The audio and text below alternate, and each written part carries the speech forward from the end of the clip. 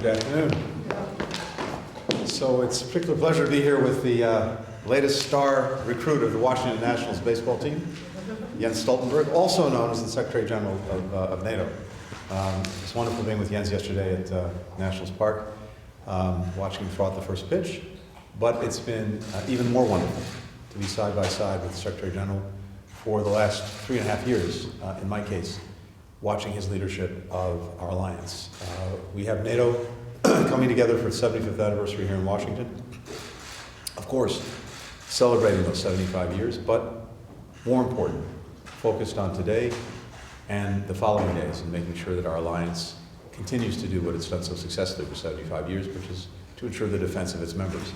Thanks to the Secretary General and his leadership, we have an alliance that is stronger, that is larger, and that is more fit for purpose than it's been, and ready to take on the challenges of this moment. That again doesn't just happen, it's a product of leadership, and I've seen it every single day these past 3.5 years with the Secretary General. I've also seen it with President Biden and everything he's done to lead our alliance to the place that it is today, and that will be putting a real spotlight on over the next 3 days.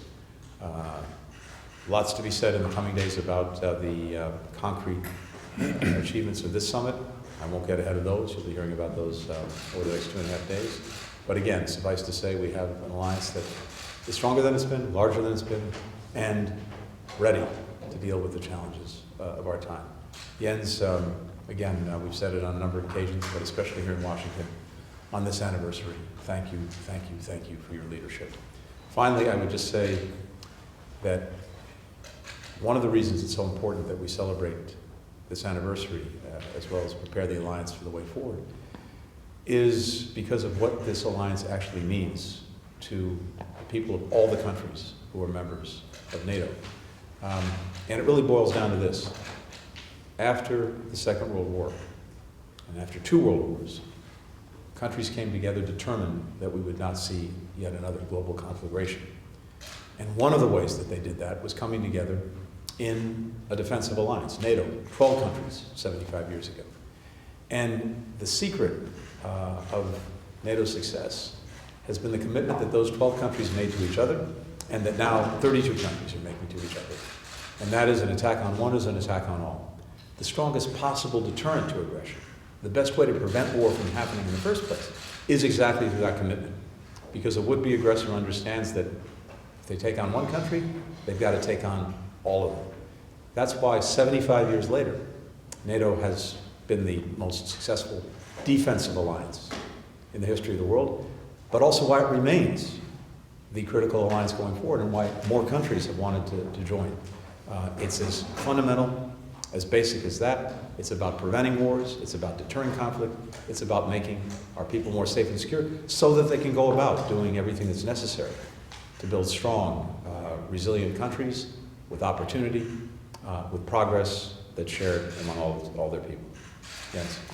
Thank you so much, Secretary Blinken, dear Tony. Thank you so much for hosting me and my delegation here again. And thank you for giving me some, basic advice about baseball yesterday. It was great to throw the first pitch, but I think I should focus on politics, not on baseball in the future. It's great to be here, not least because this week is an important week for NATO. We have our 75th anniversary summit here in Washington. So thank you for hosting the summit, and thank you also for your leadership, your strong personal commitment to our alliance. This summit will be a summit where we celebrate the most successful alliance in history, but we're also going to make important decisions for the future. On deterrence and defense, on Ukraine, on partnerships in the Asia-Pacific. And of course, none of this would have been possible without the leadership of the United States, of President Biden, of you, to ensure that we have now 32 allies agreeing on all these important decisions we will take during the summit here in Washington. We will make decisions on Ukraine, and I think what we have seen over the last days demonstrates the need to step up our support for Ukraine. We have seen new Russian missile attacks against cities, against child hospital. Many children, civilians have been killed, and it just demonstrates the brutality of Russia's war aggression against Ukraine and the importance of us supporting Ukraine in upholding the right for self-defense. We will do more together on deterrence and defense. Allies are stepping up when it comes to defense investments. 23 allies are investing more, or 2% at least, of the GDP on defense. This is twice as many as just 4 years ago. And then we'll further strengthen our partnership with the Asia-Pacific partners. So this is a busy week, and it's great to be in Washington, and great to see you again, Tony. Thank you. Thanks, everyone. China. You're not